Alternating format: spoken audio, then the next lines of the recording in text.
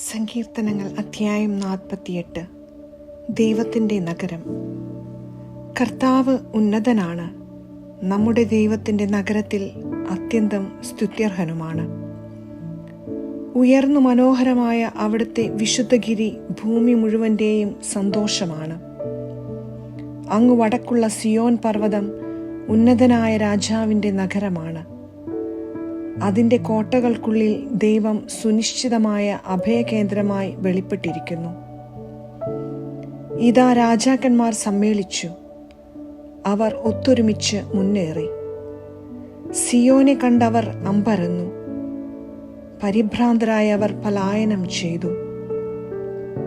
അവിടെ വച്ചവർ ഭയന്നു വിറച്ചു.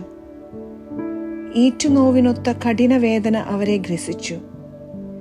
കിഴക്കൻ കാറ്റിൽപ്പെട്ട താർഷീഷ് കപ്പലുകളെ പോലെ അവർ തകരുന്നു. നാം കേട്ടതുപോലെ തന്നെ സൈന്യങ്ങളുടെ കർത്താവിൻ്റെ നഗരത്തിൽ നാം കണ്ടു.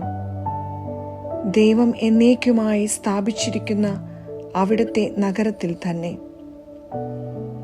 ദൈവമേ, അങ്ങയുടെ ആലയത്തിൽ ഞങ്ങൾ അങ്ങയുടെ കാരുണ്യത്തെ ധ്യാനിച്ചു. ദൈവമേ, അങ്ങയുടെ നാമമെന്ന പോലെ തന്നെ അങ്ങയുടെ സ്തുതികളും ഭൂമിയുടെ അതിരുകളോളം എത്തുന്നു. അവിടുത്തെ വലം കൈ വിജയം കൊണ്ട് നിറഞ്ഞിരിക്കുന്നു. സിയോൻ മല സന്തോഷിക്കട്ടെ. അങ്ങയുടെ ന്യായവിധികൾ മൂലം യൂദായുടെ പുത്രിമാർ ആഹ്ലാദിക്കട്ടെ. സിയോന് ചുറ്റും സഞ്ചരിക്കുവിൻ, അതിനു പ്രദക്ഷിണം വയ്ക്കുവിൻ. അതിൻ്റെ ഗോപുരങ്ങൾ എണ്ണുവിൻ.